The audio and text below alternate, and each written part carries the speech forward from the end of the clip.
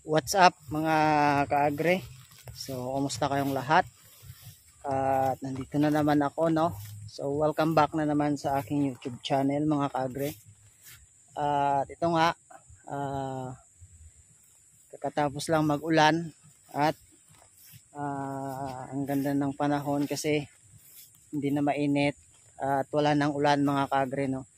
So, ngayon ay may abono ako dito mga kaagre, no? Inaantay ko talaga to na panahon at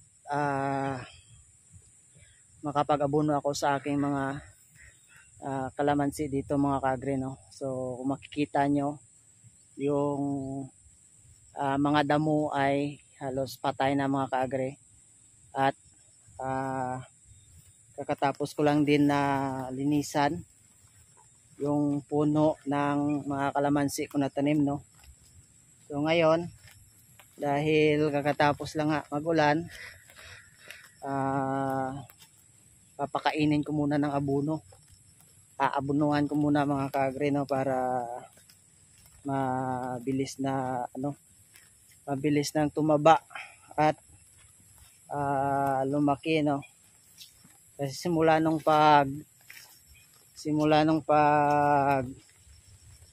tanim ko, halos 5 buwan na ay hindi ko pa naabunuhan.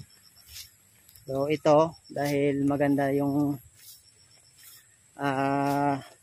panahon at kakatapos lang mag-ulan mga kaagre, kaya mag-aabuno muna ako, no. So simple at ang dali lang naman mag-abuno ng kalamansi na to. So at konting-konti lang yung paglagay ko ng abono mga kaagre, oh.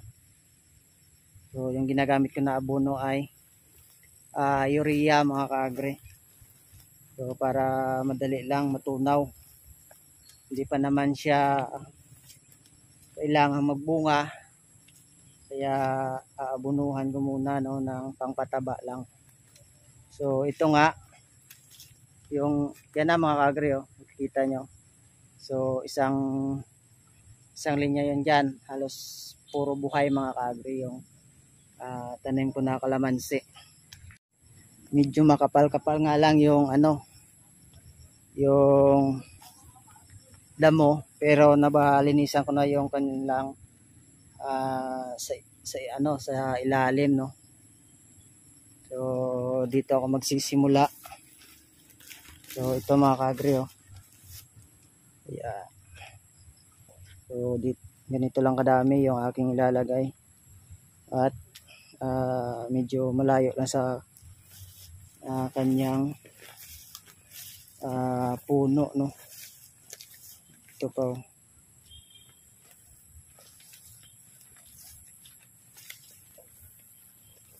yun, halos hanggang dun sa dulo, halos buhay yung aking mga tanim dito na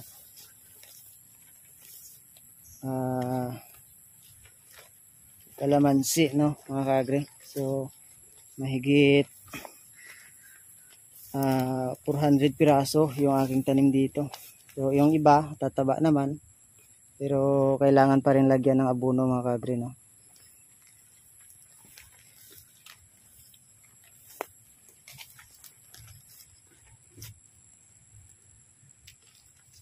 Ayan, para tuloy-tuloy yung kanilang paglaki. So medyo sa layo lang, hindi matamaan yung kanyang puno.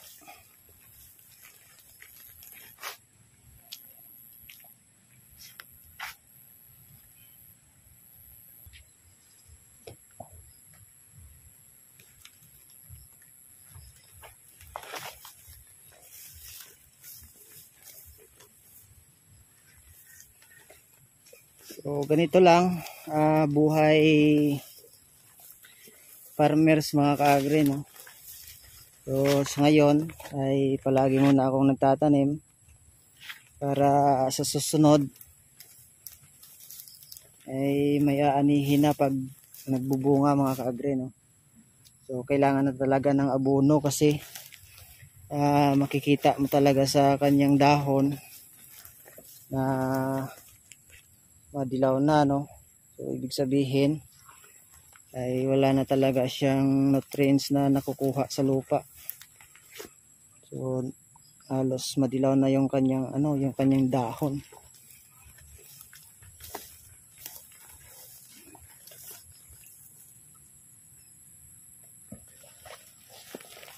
So saktong-sakto lang siguro tong abono ko mga kaagri na dinala, no. Kunti lang naman ako maglagay, ganito lang karami, oh.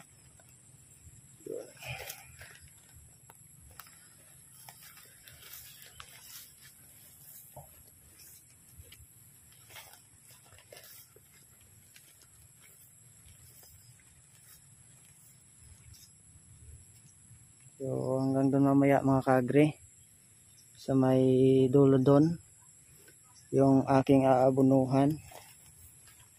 So parang naglalaro lang naman, ang bilis lang naman mag-abono. Tsaka yung panahon ay hindi na mainit mga kaagri, no. Yun.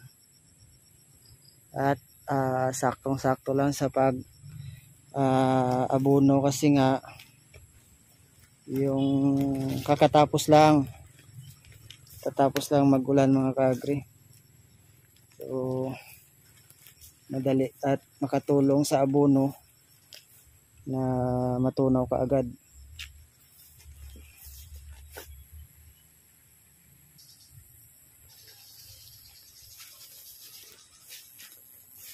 So habang nag-aabono ako dito mga kaagri ay shout out muna sa inyong lahat dyan, sa mga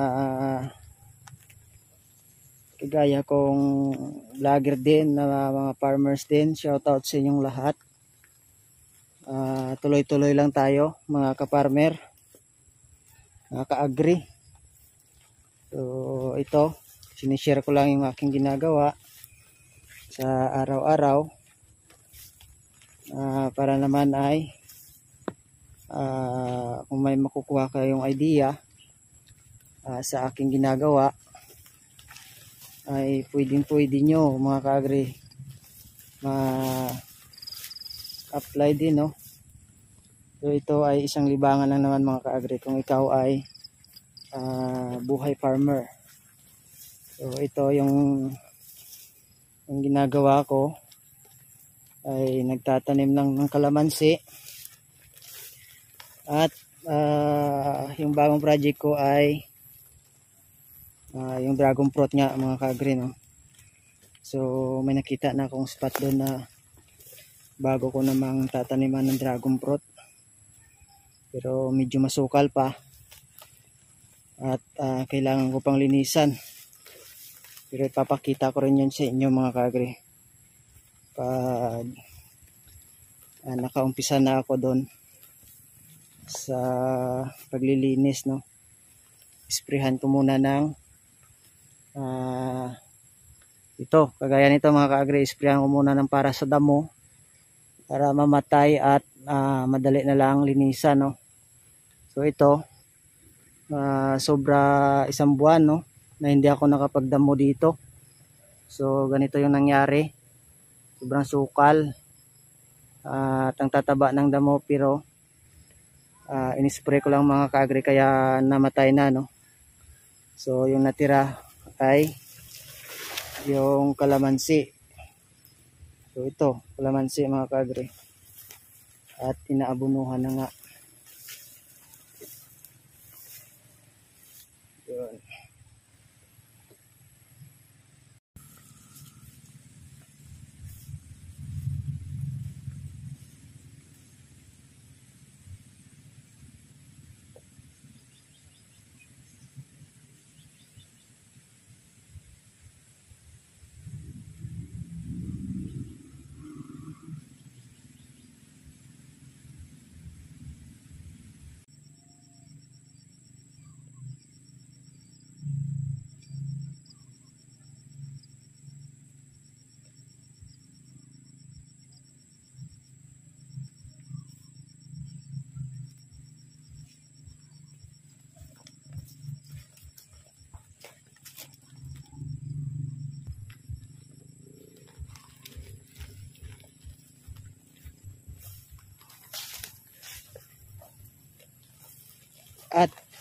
ito nga mga kaagre.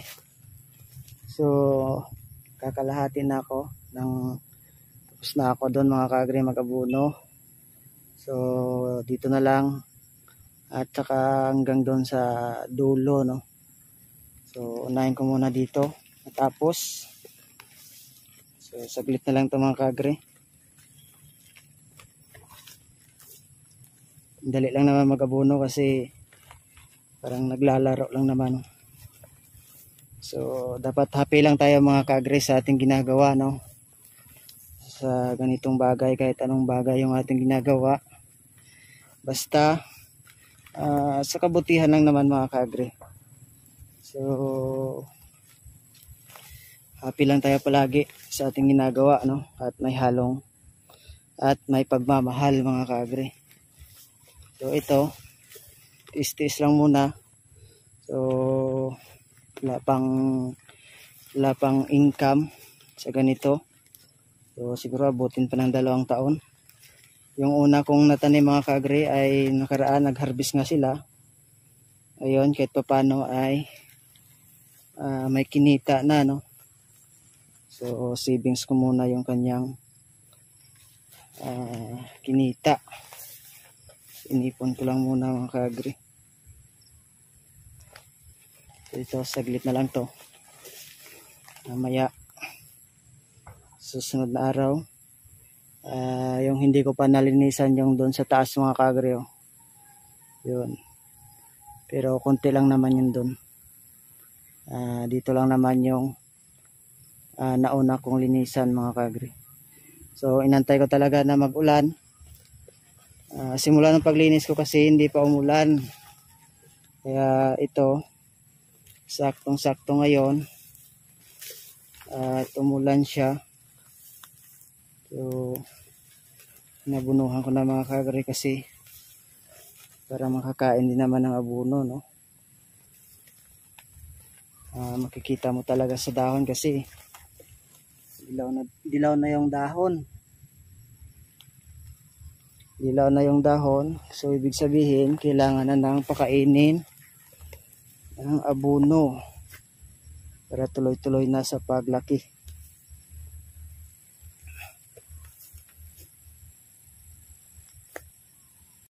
At yun nga mga kaagre, patapos na ako at biglang umulan. So ayun.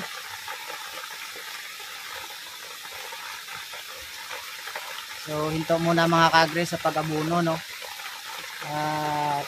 Mamaya pag tumigil na yung ulan ay tatapusin ko na, no. So konting-konti na lang. Umulan pa mga kaagre. So aantayin ko na lang na tigil yung ulan at saka tatapusin ko na mga kaagre yung pag-aabono. So ito, hanggang dito na lang muna mga kaagre, update ko lang sa inyo. At ako ay nag-aabono ng aking kalamansi, no. So happy farming palagi sa atin mga kaagre. At hanggang sa muli, sa mga hindi pa nakapag-subscribe dyan, paki-hit na yung subscribe button at pakisama na rin yung bell notification para ma-update kayo sa mga video ko pa na susunod na bago mga kaagre. So shoutout sa inyong lahat, maraming salamat at God bless po.